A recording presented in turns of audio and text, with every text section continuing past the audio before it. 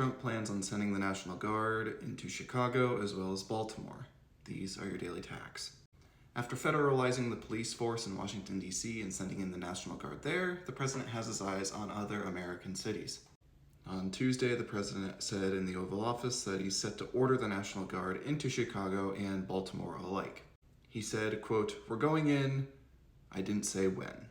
I have an obligation," he continued. "This isn't a political thing." Governor J.B. Pritzker in Illinois said that the National Guard was not needed nor wanted. Governor Wes Moore of Maryland reiterated similar views on the matter. On Tuesday, a federal judge ruled the deployment of National Guard troops in Los Angeles illegal. Many leaders of these cities say that the National Guard is doing little to help and that their presence only adds fuel to a fire of, discord. President Trump made the claim on Tuesday as well, quote, "Now we're going to do it anyway. We have the right to do it because I have an obligation to protect this country, and that includes Baltimore." Well, if that federal judge says anything, it's that the president and his allies don't have the power to do that. And in the face of the president saying that this is not being done for political reasons, it certainly feels like it when every city that he is targeting is one led by the Democratic Party.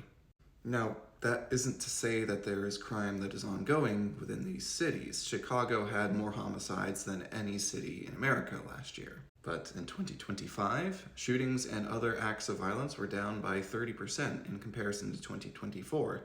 These were similar stats to what we saw in D.C. entering this year. The White House touts that Washington is now a safe zone. They announced that during their deployment of the National Guard to the city, they've arrested more than 1,600 people. The president and his allies tout Washington as a success of this plan and seek to move it out to other cities. But it's hard to say just how much of an impact the National Guard has actively had. Now, it's fair to question just how much of an impact the National Guard actually had. Many onlookers are quoted as saying that the National Guard was doing little more than standing around guarding national monuments.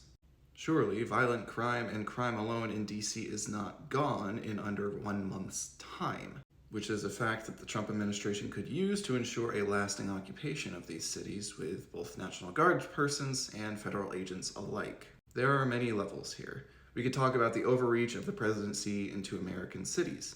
And we know it's an overreach because it was just ruled illegal by a federal judge. We could talk about the use of the National Guard as a tool of intimidation rather than service of the law. We could talk about the National Guard being used in service of the law anyway. But what is universally true is that the cities that the National Guard are being placed in simply don't want them there. Stick around for more Daily Tacks.